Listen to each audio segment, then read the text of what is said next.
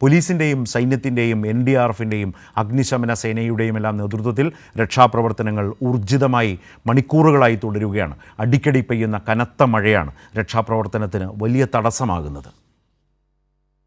2018 പ്രളയം, 2019 പുത്തുമലയിലുണ്ടായ ഉരുൾപൊട്ടൽ, ഇതിനെയെല്ലാം അതിവേഗം അതിജീവിച്ച വയനാടിനെ മറ്റൊരു പ്രകൃതി ദുരന്തം പിടിച്ചുലച്ചിരിക്കുന്നു. മേപ്പാടിയിൽ ചാലിയാർ നദി ഒഴുകുന്ന മുണ്ടക്കൈ പ്രദേശം ദുരന്തത്തിനു മുൻപ് ഇങ്ങനെയായിരുന്നു.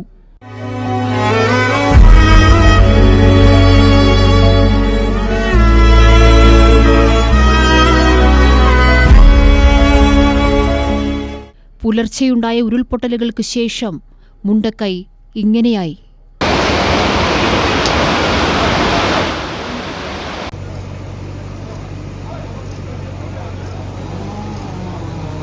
രണ്ട് ദിവസമായി വയനാട്ടിൽ കനത്ത മഴയുണ്ടായിരുന്നു.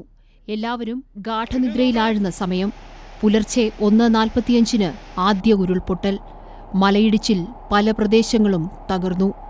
ഉറ്റവരെയും ഉടയവരെയും രക്ഷിക്കാനായി പോലീസും സമീപവാസികളും ഓടിയെത്തി. പക്ഷേ 4:15 രണ്ടാമതും, 6:30 മൂന്നാമതും, 7:35 നാലാമതും ഉരുൾപൊട്ടി.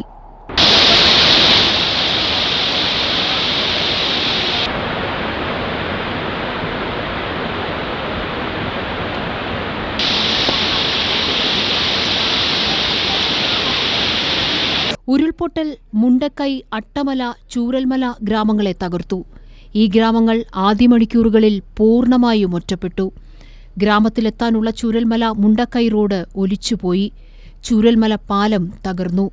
ഇതെല്ലാം രക്ഷാപ്രവർത്തനത്തിന് വിഘാതമായി.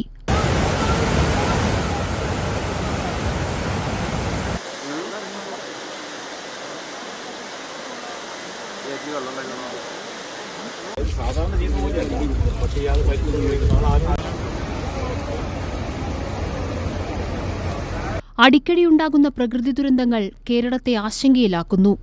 പക്ഷേ ഒറ്റക്കെട്ടായി ഈ ദുരന്തവും നമ്മൾ അതിജീവിക്കും. News desk, Kairali news.